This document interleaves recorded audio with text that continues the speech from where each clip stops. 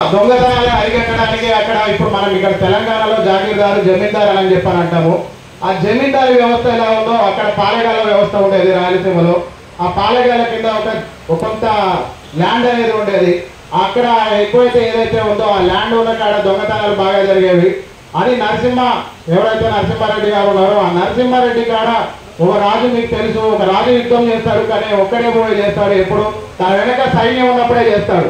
తన వెనక సైన్యం అంతా కూడా లీడ్ చేయాలంటే సైన్యాధిపతి. ఆ సైన్యాధిపతి గట్టిగా ఉన్నప్పుడే ఆ రాజ్యం గట్టిగా ఉంటుంది. అలాంటి ఒక రాజ్యాన్ని ఓబన్న స్వయాధిపతిగా ఉన్న రాజ్యం అది ఏదైతే ఉందో మన పాలకారు నరసింహారెడ్డి గారి రాజ్యానికి ఓబన్న 99,000 మంది ఒక సైనికులని గెరిల్లా యుద్ధ పోరాట వీరులుగా తయారు చేసి నరసింహారెడ్డి గారి మీద ఈగ వాళ్ళకుండా చూసుకున్న ఒక వ్యక్తి, వడ్డెర వ్యక్తి. ఆ వడ్డెర వ్యక్తి మన ఓబన్న గారికి అందరూ జిందాబాద్ కొట్టాలి. జై ఓబన్న, జై ఓబన్న. ఈ రోజు ఈ జియో రావడానికి, జియో అంటే మీ అందరికీ తెలుసు, గవర్నమెంట్ ఆఫీసర్స్ మనకు రిలీజ్ చేస్తారు. జియో తేవడం ఒక్కటే కాదు, ఆ జియో రావడానికి కూడా చాలా కారణాలు ఉంటాయి. గవర్నమెంట్ వాళ్ళ ఇష్యూ మనం పెట్టుకోలేమంటే జియో ఇవ్వరు. దానికి గల కారణాలు అన్ని కూడా వాళ్ళు విశ్లేషించి సార్ అన్నట్టు ఇంతకుముందు వాళ్ళ కానించి ఇంకో డిపార్ట్మెంట్కి అలా పోతుంది. ఆ విధంగా ఈ రోజు జియో తెచ్చిన వాళ్ళే కాదు, కింద ఉన్న మీరందరూ కూడా ఈ రోజు ఓబన్న జియో రావడానికి గల కారకులు. మనం ఏదైతే ఫస్ట్ 3 సంవత్సరాల క్రితం ఉందో, 3 సంవత్సరాల క్రితం అడికిమెట్లో ఫస్ట్గా మొదటిసారిగా ఈ జయంతి కార్యక్రమం మనం జరిపించడం జరిగింది.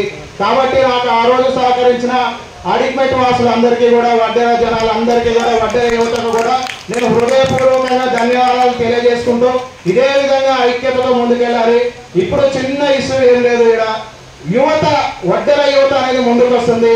ముందుకు వచ్చినప్పుడు దానికి సరైన ప్రాధాన్యత ఉండట్లేదని చెప్పి చాలా మంది అంటున్నారు.